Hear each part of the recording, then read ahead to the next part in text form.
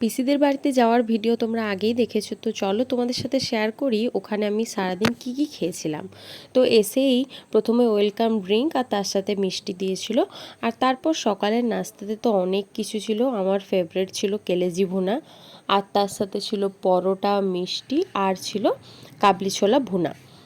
তারপরে দুপুরবেলাতেও অনেক কিছু ছিল, ভাত, তার সাথে ছিল গাঢ় গাঢ় মুসুরের ডাল, আলু পোস্ত, গরুর মাংস কষা, তারপরে ভাজি ছিল একটা, আই থিঙ্ক কুঁদরি ভাজি, তার সাথে আচার, অনেক কিছুই ছিল। বিকেলবেলা একটু ছাদের মধ্যে উঠলাম, সেদিনের ওয়েদারটা খুব সুন্দর ছিল।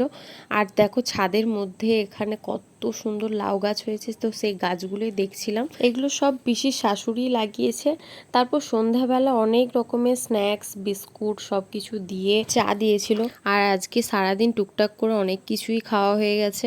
তো জানি না চাচিমাকে ডাক্তার দেখাতে এসে আমারই না আবার শরীর খারাপ হয়ে যায়।